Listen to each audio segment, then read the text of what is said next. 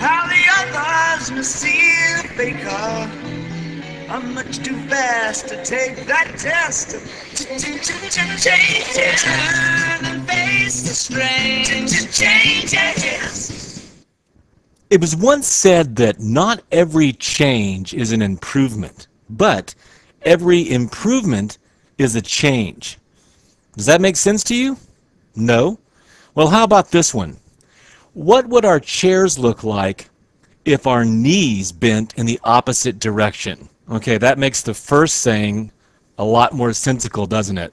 Well, in this nugget, we're going to spend some time looking at a very important topic, one that's tightly coupled to configuration management and release management, and it's known as change management. So without any further delay, let's check this out.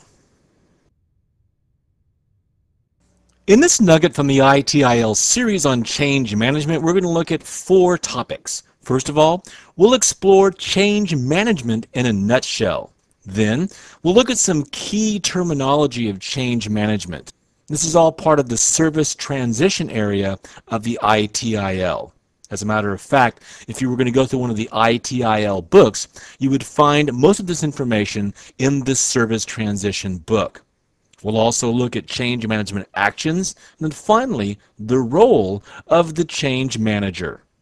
Let's look at change management in a nutshell and look back, if you will, to the CBT nugget for ITIL we did earlier on incident management. And think about the examples I gave you of incidents. You can use your own real-world experience. And when you do this, you realize that most incidents will be directly related to change. In other words, when it comes down to change management in your organization, many of the incidents that reach the service desk are because of some type of change or modification to the environment. I mean, think about the process for troubleshooting an end user. One of the first things you're going to do when you're troubleshooting for somebody is you're going to ask them, what is the last thing you did to make a change? Well, say, for example, to their workstation. They've called you up, they've got a problem, maybe something's crashing, some program won't open, some program's not functioning properly. The first question you're going to ask them is, what is the last change you made to your system? Did you install any application? Did you make any configuration change to your application? Did you open up an attachment in your email? Did you click on a hypertext link in your email that took you to a website? Do you know which websites you've been to? Can you look at your history? Have you brought any data into your machine from a floppy disk or a CD? Questions like that. Did you make a configuration change to the operating system itself? That's always at the top of the list. Then, of course, you ask the end user if they can duplicate the last action they took, the last change or modification they took to their system or their application. And there's a bunch of different causes for these incidents. We could have basically just a simple lack of resources. We could have insufficient preparation, a poor job of doing analysis or impact analysis on a change or modification to our environment. You didn't do enough testing. The pilot testing was inadequate. Maybe it's just simply carelessness on the part of users or on the part of administrators. Or it could just simply be the growing pains of introducing a new software or hardware solution. If you don't bring these incidents that are caused by changes into a manageable state, your organization will quickly spiral out of control. In other words, a whole lot more firefighting, a lot less fire prevention. Change management is kind of like a thermostat. And if we think about a thermostat, and this relates also to security. I mean, a lot of the security solutions that companies are going to implement are based on what is their ability, what's their acceptable risk. Is it a company that's adverse to risk, or is it a company that will allow a certain amount of risk and just let insurance or fate dictate? Same thing here with change management. Is your organization going to be a more static environment, or is it going to be a more flexible environment? For example, let's say you're putting into place an IP addressing solution where each one of your network nodes gets an IP address. If you're going to use a static or a stable solution, you'll manually assign an IP address to each one of those devices, tie it to the device, and store it in a database. If you're going to have a more flexible solution, maybe you'll use a DHCP server or servers to dynamically dole out the IP addresses and the configuration information. So is your organization, is it a more flexible organization? Is it more dynamic? Is it a more changing organism, or is it a more stable organization? So obviously the goal of change management is to manage the change process. And this can be any change or modification that's made for a wide variety of reasons. Changes to the IP addressing scheme, rolling out a new hardware solution, going from a Windows server environment to a Linux server environment, or upgrading from a Windows 2000 to a Windows 2003 or Windows 2003 to Vista solution. Replacing, upgrading, and in this process of making changes, we want to limit the introduction of errors and incidences related to these changes. In a nutshell, changes can be caused by 4 general categories of activities. Changes can be due to innovation. Okay, let's say you're going to introduce a new 802.11n wireless environment to replace your older .11b wireless environment. So because of new technology and innovation, you're going to make changes. Maybe you're going to make changes because of improvement. You found a better sales lead tracking software solution by a different vendor, a better product, a more stable product, a more user-friendly product for a lower price. That's improvement. You make a change. It could be simple modifications, making modifications to the configurations on your routers, making modifications to your firewall devices, your appliances, modifications to your laptop computers, for example, to add more collaborative features for your end users, or corrective measures. Corrective measures, let's say, like security patches, hot fixes, updates, corrections to configurations. So these are the 4 main categories, or the 4 types of actions that will generate changes in your organization. Change management is related to incidents because, again, changes to your organization are the biggest cause of incidents. But change management as an IT service is tightly coupled with configuration management, and that makes sense because changes to configurations are a constant thing. Adding new configurations to software and services, to network devices, and also change management is tightly coupled or linked to release management. Okay, as you've got a custom software solution, maybe it's release 6.0. Well, you're going to go to 6.01 and 6.02 till you finally get to release 6.1, and then 6.2 to the minor releases, to the major release 7.0. So release management, as you get new releases of software solutions, new versions of device drivers, for example, this is release management, and it's tightly linked to change management. Here's some key change management terminology that will help you throughout the remainder of this particular Nugget movie and the remainder of this ITIL Nugget series. Now, you don't have to write down what I'm going to tell you here because these are all in your ITIL version 3 glossary. But pay close attention as I define, first of all, change. And again, let me just reiterate that these are all terms that you need to know. They're also from the Service Transition book of the ITIL. And remember, the ITIL Foundation focuses a lot on terminology and definition. When you get to the practitioner and the manager level, you get more into, well, managing and practicing. But a change is any addition, any modification, any removal of any entity that might have an effect on IT services, all the IT services. So that should be the scope of change. All IT services, any configurations, any changes in the processes or techniques, any changes in documentation.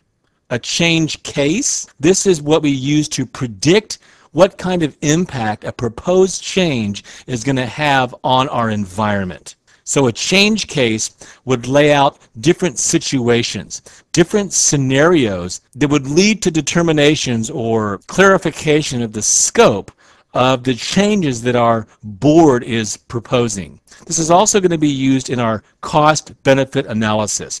How does the change in the environment, what is the cost and what is the benefit? That's part of the decision-making process. This is going to be done by a team of people or an advisory board, not just simply one change manager. Now, at the end of this Nugget movie, we're going to talk specifically about the role of the change manager. But almost more important than the change manager himself or herself is the change advisory board, or the CAB. And this is a team of individuals that is basically an advisory board for the change manager as he or she goes through the process of assessing, prioritizing, and scheduling the changes. This board should be represented by all the different areas of the IT service provider, all the different business units, and even third parties like vendors or suppliers, or maybe even contractors or consultants. The Change Advisory Board, very important. Change history is basically documentation stored in a database that has information about all the changes made to a configuration item or an entry in the database during the life cycle of that item. This should be a history of all the change records, okay? And we'll look at change record here in a second. A change model is simply a logical, repeatable method for handling particular change categories. So a change model should be a specific predefined set of steps that you follow for changing items in certain categories. For example, operating systems, applications, hardware. You could have very simple change models that don't have to have approval from any type of manager or any type of board. That could be just simply the password reset model. Or they could be very complex models. For example, a major software release. I mentioned change record, and a change record is analogous to a row in a database or a spreadsheet, okay? It's a record that has the details of a particular change item. Each change record should fully document the life cycle of an individual change. And a change record will be generated for every RFC, or request for change, that's received, even if the request for change is rejected by the manager or the change advisory board. The change records will be stored in a CMS, or a configuration management system. And this is why change management is so tightly coupled with configuration management, because it's stored in the configuration management system or database. A change schedule should be a document. It can be a web-based document or a hard printed document that's going to list all the approved changes and the dates for the planned implementation or rollout of that change. A change schedule is often referred to as a forward schedule of change. And finally, change management is the process we're looking at here in this ITIL nugget. It's the overall process and procedures that dictate the controlling of the life cycle of all change items. The primary goal of change management is to allow for beneficial changes with minimal disruption to other IT services. There are several activities or actions that take place during the process of change management. And these are, and we're going to look at these in greater detail one at a time here, but just a quick overview. First of all is the recording process, making sure that all the sources of changes can submit their request for changes, that they're adequately recorded in a database. Then there's acceptance, filtering out the accepted requests for changes and then accepting them to be considered even further. Classifications next, where you sort out the RFCs according to their category and according to their priority. For example, high priority software, medium priority hardware, low priority security, things like that. Next is planning and approval, where you consolidate the changes, plan and approve the development process and implementation scheme. You also want to make sure that the necessary resources are available: time, money, personnel, and of course, involve the Change Advisory Board, CAB, whenever necessary.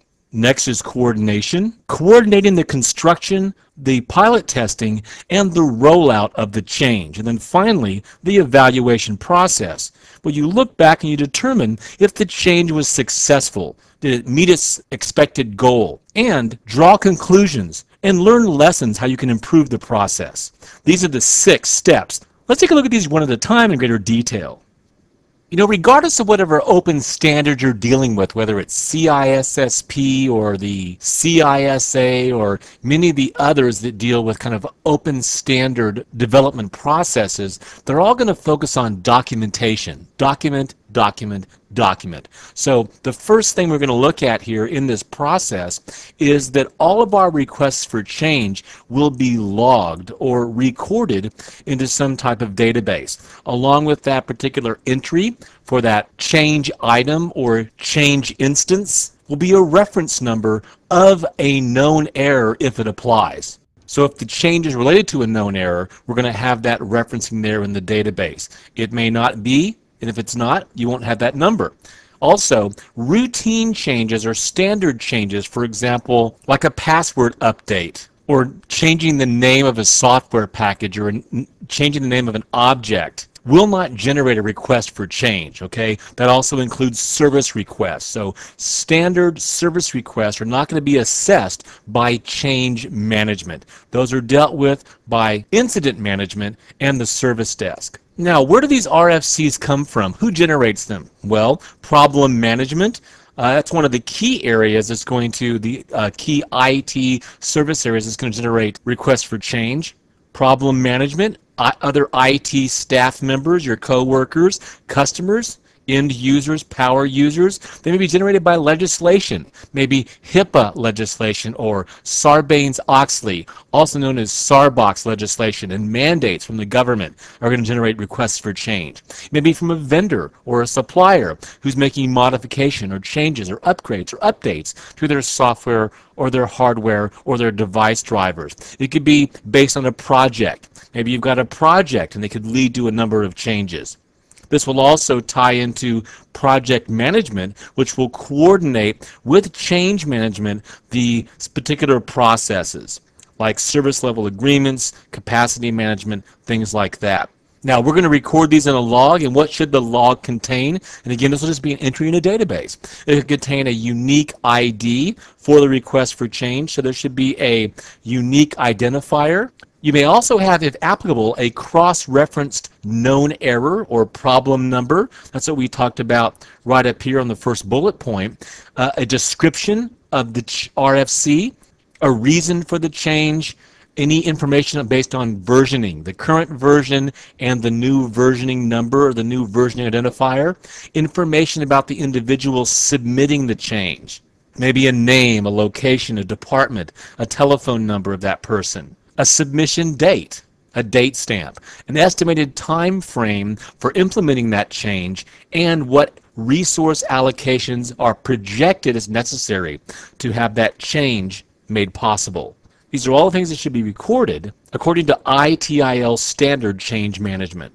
Once the request for change is recorded and logged, you'll have an initial assessment for acceptance of the RFC. You may also optionally include a re-request function for the RFC. For example, if you initially do not accept the RFC from the individual, giving them an opportunity, a certain time frame to resubmit the RFC to better make their case. And remember, this RFC is relating to a particular CI, okay, a change incident, also referred to as a change instance, change item. It depends on the documentation you see what that CI really represents, but it represents basically an instance or an incident of change. Think of it as an entry in a database. Now, this acceptance is going to lead to one of several things, okay? Number one, it would lead to possibly a status change of an existing CI. So the change incident or the RFC could be related to an existing change incident, okay? Or it could be a complete and overall change in a relationship between two change incidents or two change instances. Or the acceptance of the RFC could lead to an entirely new CI or a new change incident. Or it may simply be just something like a new location or a new owner of the CI, changing just basic information within that record. Also included in the change record, once you've got to the acceptance stage, is further information that's necessary to process this change. And of course, that leads us to the next step, which is what we call classification, a concept you're already familiar with from earlier in this ITIL Nugget series. There are two components to the classification process of change management. One is setting a priority for the RFC, and the second is setting the category for the RFC. Both of these things must be designated for an accepted request for change. For example, you may set priorities like, and again, you'll assign to these priorities some type of number or some type of letter. So you could say, assign the number 1 is a low priority, 2 a normal priority, 3 is a high priority, 4 is a highest or critical priority. So you could break it down into either 4 or 5 categories, really depending upon the size of your organization and the ultimate size of your database. Some sample categories that you would use would be things like the RFC would have a minor impact on the organization, it would have a substantial impact on the organization, or a major impact on the organization. For example, an upgrade to an operating system, or putting in place a firewall intrusion prevention system. Those would be major impacts on your organization. Changing the IP addressing scheme may be a substantial impact, but not a major impact. And applying an upgrade to an application may simply be a minor impact, or a new device driver for your laptops. That would be what we call a minor impact. So you categorize and you prioritize. And these are determined along with the change manager and your change advisory board and other steering committees that are working on these particular processes. The reason why the classification step is so important is because the determinations that you make there are going to lead to the planning and the overall approval of implementing that request for change. The change manager will then use some type of change calendar, or what we call the FSC. This is also from your glossary, the forward schedule of changes. We use that forward schedule of changes to plan. Think about it as, for example, as a project manager using a Gantt chart, for example, setting priorities and tasks. Okay? The FSC will contain the approved change details and the planned dates of implementation. The change manager, along with the change advisory board or steering committees, will approve 3 main aspects of the change: the financial aspect of the change, the technical aspect of the change, and the business aspect or the business impact of the change. The financial approval deals with the cost-benefit analysis and how it fits into the budget. The technical approval deals with the technical impact on the organization, how necessary is the change, okay, and what is the feasibility of implementing the change. For example, the hardware upgrade within the time frame, within the budgetary frames, and within acceptable limits of downtime. The business aspect deals with the impact on the overall business of the organization. How will it affect your customers? How will it affect relationships with vendors? How will it change the overall functionality of the way your business runs? Very important.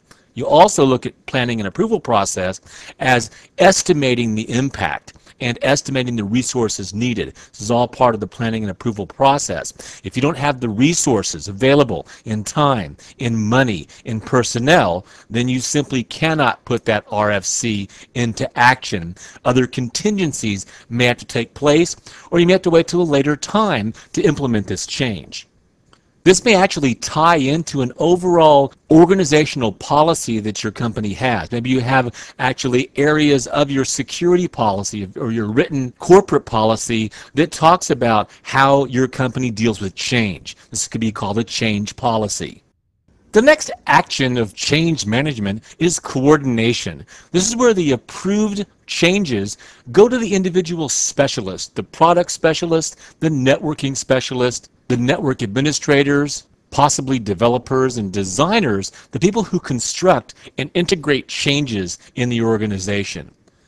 Now, before we do this, we would like to go ahead and pilot test these changes if necessary. For example, if it's going to be an upgrade from Windows 2000 to Windows Vista, there definitely should be a pilot test in a mirrored environment as closely as possible to your operating environment. This may also involve another IT service known as release management, because release management deals with software versioning, hardware upgrades, releases of operating systems, and other services. And we're going to look at release management later on in this ITIL Nugget series. Now, the coordination process may have 3 phases. You have for sure 2 phases, but you may have 3 phases. The first phase is the build phase. Not all changes will involve a build phase, like a standard change. Maybe you're moving PCs from one area of the company to another, or maybe you're moving your wireless access points to get better coverage. You don't really need a build phase for that, okay? You just want to test it out first and then put it in place. But you will have a build process if you're creating new versions of software, if you're developing a new documentation. Maybe you're going from a Microsoft Office environment to a PDF format. Maybe you're overhauling all of your installation procedures. Maybe new processes of coordination with release management, for example. These things would all have a building process. Then testing. Testing is going to provide a back-out feature. You want a way to, if you are putting this change into place and you're pilot testing it and it's not going to work for you, you want to have a back-out strategy, a way to roll back to the original scenario. You don't want to ravage your entire organization with a change that's not going to work in the long run. So a testing phase. You also want to include testing for your technical support areas and your service desk, all these things before you advertise those solutions. And then finally, the final phase of coordination is implementation. Okay, making sure that every relevant area, every relevant business unit that's responsible for this change of the IT infrastructure is participating to the best of their ability. Making sure that the change is on schedule, clear communication plans between all the parties involved, between the end users, between the service desk, between systems admins, network managers, network engineers. All these people must be involved. That's the coordination phase, or the coordination action of change management. We would call this phase the coordination phase. We would call it the implementation phase. But the reason why we don't is because you have 2 other phases that are so crucial, building and testing before you implement. So it's really coordination between all of the parties that are involved with the building, with the pilot testing, and the eventual rollout. So coordination is a much better name for this action than simply implementation. The final action is actually one that's often overlooked, and that's the evaluation action. And so many people, if you're like me and you like to get yourself involved in projects around the home, or maybe you like to get projects going at your company to accomplish certain things and get better productivity or bring something to the bottom line. You know, we have that excitement and that drive to see a project through till its completion. And once that project is put in place or implemented, we're ready to move on to the next thing. It's kind of, I don't know if it's a guy thing where we have to just, conquer. And once we conquer something, we're ready to move on to the next village that we can go in and conquer and pillage. But the bottom line is evaluation is extremely important. And this evaluation action, all implemented non-standard changes should be assessed. We don't need to focus, again, under change management, we don't need to allocate resources to evaluating the standard changes or just simple service requests, okay? We're talking about full-blown RFCs here. And what are the things we're going to ask ourselves as we evaluate this process and this particular change that we put in place? For example, moving a bunch of workstations from one area to another. Okay, did that change meet our intended goal? Are all the parties involved in this migration of machines from one area to another, are they all satisfied with the results? Were there any unplanned side effects of this change? Did it negatively impact any other areas? Did our implementation that we put in place, did it exceed the estimated costs? or did it cause unnecessary or lengthy downtime that wasn't anticipated, okay? Now, once we get this evaluation process through, we close the RFC. It's successful, we've evaluated it, we close the RFC, and then the results will be documented or logged in the post-implementation review. This is another key term of ITIL. That post-implementation review should always be done after you've closed a request for change. The great philosopher Ovid once said, "All things change. Nothing is extinguished. There is nothing in the whole world which is permanent. Everything flows onward. All things are brought into being with a changing nature. The ages themselves glide by in constant movement." And the person in the organization who should understand this concept more than any other is the change manager. Now realize your change manager may also be the same person as your problem manager. As I mentioned earlier, it's quite likely, based on the size of your organization, that the problem manager and the change manager would be the same person. However, we want to separate the change manager and or the problem manager from the incident manager, because again, their goals can seem contradictory. What is the role of our change manager? And by the way, this is just one individual that may be part of a bigger team, of a bigger steering committee. Your change management team may be made up of change managers and product managers, middle managers, liaisons to upper management that are part of the change authority. Maybe you've got a release manager. Maybe you've got an executive committee instead of a change advisory board. But regardless of the names, you still got a key leader of this process who has overall responsibility for change management and a lead role in consulting with management liaison and that change advisory board or an executive committee. Now, it may be a single individual or it may be the leader of a steering committee. Either way, there really needs to be the buck stops here individual.